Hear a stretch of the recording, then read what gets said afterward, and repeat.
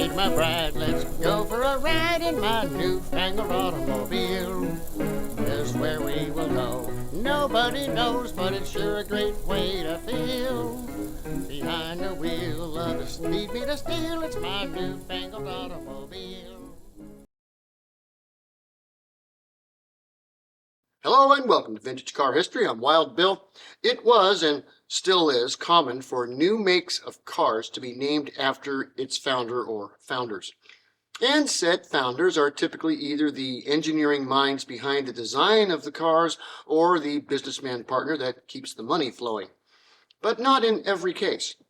Sometimes the man behind the name isn't an expert money man or a car designer, but rather an expert in how to manufacture lots of cars. So today we're going to take a look at the career of John Maxwell. Jonathan Dixon Maxwell was born in 1864 near the town of Kokomo, Indiana. His father, Joseph, was a local factory worker, and the family was of modest means. Providing a college education for young Johnny was not in the cards, so at age 14 he entered the trades, starting his apprenticeship as a machinist. He proved to be mechanically very intuitive, and within 4 years he completed his apprenticeship and began his machining career.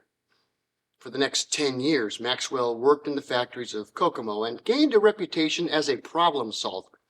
John was able to visualize a process and then improve it, and wherever he worked, production efficiency and quality improved. In 1889, the Apperson brothers opened their new company, the Riverside Machine Works, to make bicycles and small farm machines. They tapped the shoulder of Maxwell to run the bicycle side of things, which he did later that year. Through this job, he also met Elwood Haynes, and so in 1894, when Elwood and Edgar Apperson wanted to make a car, it was decided to make it in the Apperson bike shop under Maxwell's supervision. The car was a success, and the company officially got into the car business, being amongst the first successful car manufacturers in the USA. But there was one problem. The cars tended to overheat in the summer months. Now, sources conflict on whether or not Maxwell actually invented the Thermossiphon process, but he was the first in America to fit it to a car engine. In a Thermossiphon cooling system, there is no water pump to move water from the engine to the radiator and back.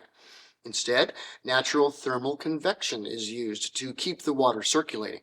For example, if you take a pot of cold water and put it on the stove to boil, you'll see this effect happen before the water boils. As the water on the bottom gets warm, it rises.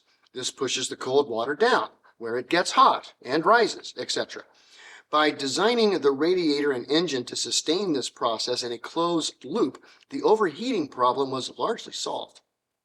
This innovation got him some attention in the industry, and in 1898, a certain Ransom Eli Olds offered him an engineering position at his company, which John accepted. Moving to Lansing, Michigan, he found a kindred spirit in Olds, and the two worked together to improve the production capacities on the factory lines. As a production engineer, Maxwell kept cars rolling out of the factory and even made a few design changes to what would become the curved dash Oldsmobile to help streamline the car itself so they could be built even faster in the factory. John left Oldsmobile in 1903 with an offer in hand, and a very good one. An associate of his was the majority owner of Buick, a Mr. Benjamin Brisco. Don't worry, Uncle Benny will get his own episode at some point. And Brisco had a plan. He would sell Buick and use the proceeds to start a new company, with him as president and Maxwell the vice president of production. The sale of Buick was completed later that year, and the Maxwell Brisco Company was born.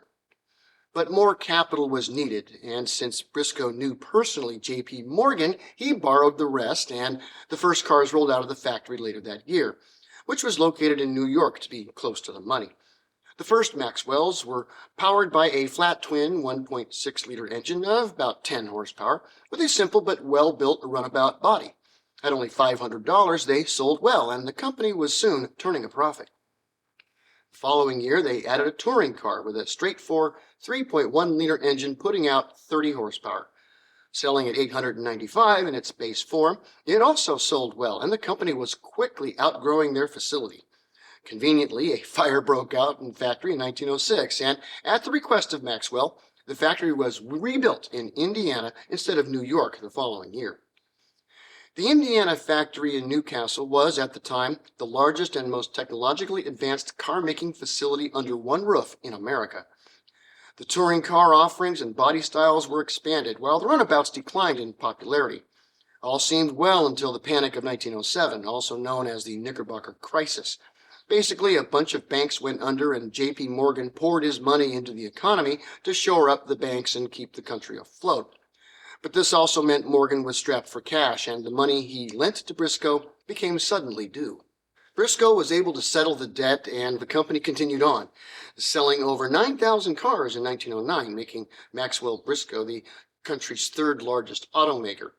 But it would not last. Brisco tried to do what GM and Pope were doing, creating the United States Motor Company and buying whatever car makers he could afford. But the scheme failed. By 1913, the new company was defunct, and the only car company that survived was Maxwell. John Maxwell retired from the auto industry at that time, purchasing a small estate in Indiana where he lived until his death in 1928. John made his mark in the industry, not for his car designs, but for designing better ways to build them. Thanks for watching Vintage Car History, and we'll see you next week. Peace.